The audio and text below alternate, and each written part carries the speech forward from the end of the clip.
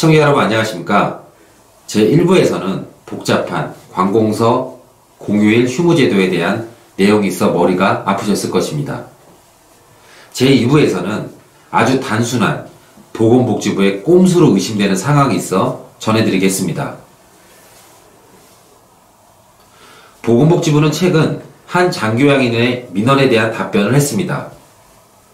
지난주 방송에서 언급해드렸지만 문제가 된 부분은 조리원의 추가 배치나 요양보호사의 추가 배치의 가산 조건이 관공서 공휴일 휴무제도와 연관이 있다는 보건복지부의 뜬금없는 답변 내용입니다.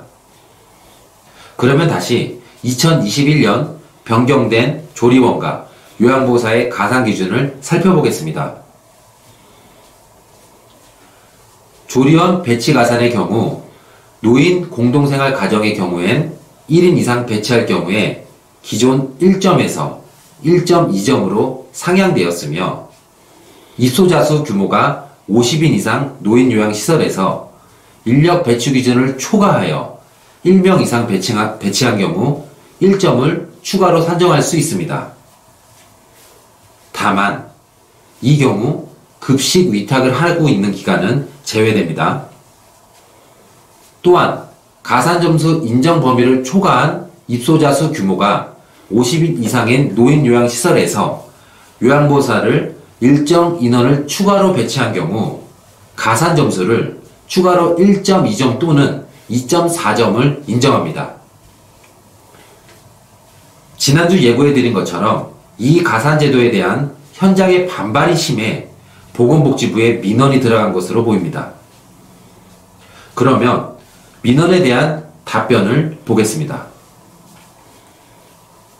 2021년 근로자 30인 이상 사업장의 유급 휴일 규정 적용으로 처리 인력 부족에 따른 급식, 영양관리상 어려움이 예상되어 급식을 직접 제공하는 입소자 50인 이상 노인요양시설에 추가 배치한 조리원에 대해 최대 1명, 가산점수 1점을 인정하였다는 내용입니다.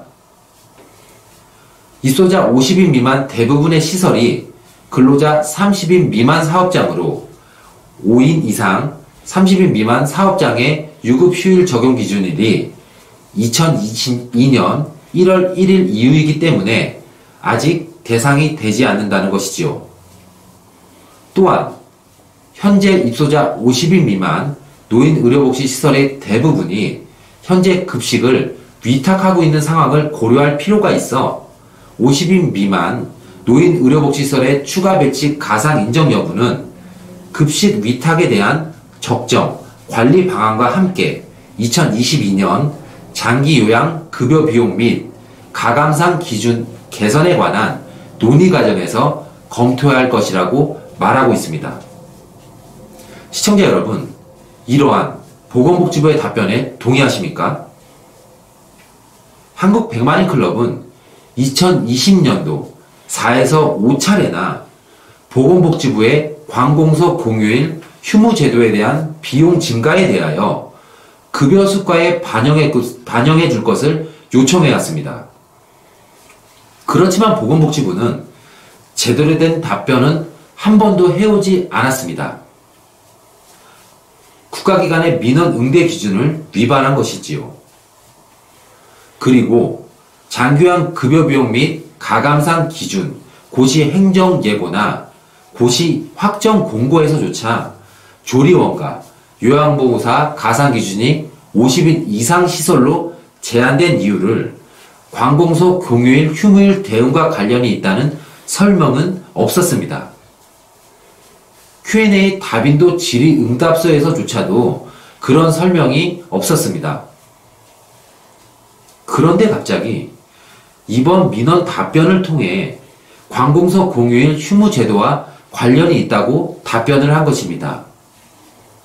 과연 보건복지부가 제대로 된 국민 상대 보건복지 행정을 하고 있는지 의심스러운 대목입니다. 여기에 더하여 다음과 같은 해결되지 않는 의문이 존재합니다.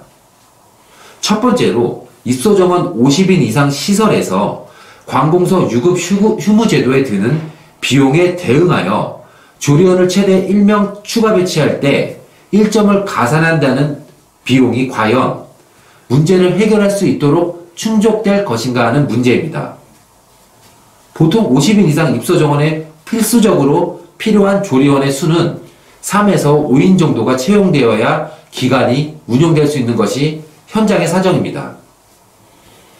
고작 1명의 추가분에 대해서 가산을 인정해 놓고 공휴일 휴무 제도에 대한 답변이라고 할 수 있는 것인지 신임 보건복지부 장관이 답변해야 할 것입니다.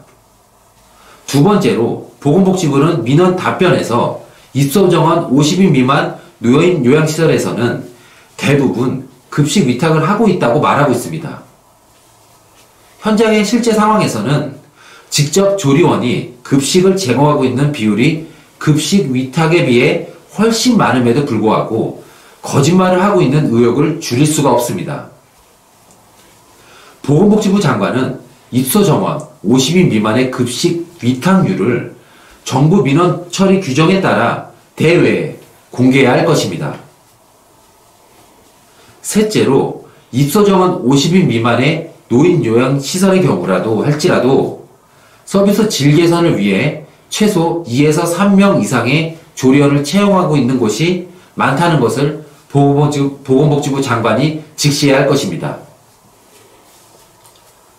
이러한 문제점을 통해 보면 어느 경우에도 조리원과 요양보호사 가산을 관공서 공휴일 휴무 제도에 따라 기간 운영비용 증가에 대한 대응 방안이라고 주장하는 것은 거짓이고 근거가 없는 의심을 저버릴 수 없는 것입니다.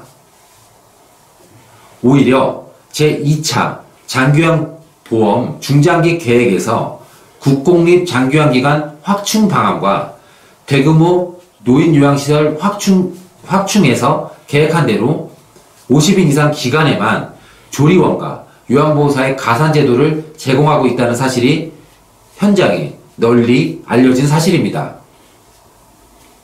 만일 보건복지부의 주장이 사실이라면 2020년 1월 1일부터 시작한 상시근로자 100인 이상 노인 요양시설에 대해 2020년 급여 수가에서 도대체 왜 반영하지 않았는지 묻고 싶습니다.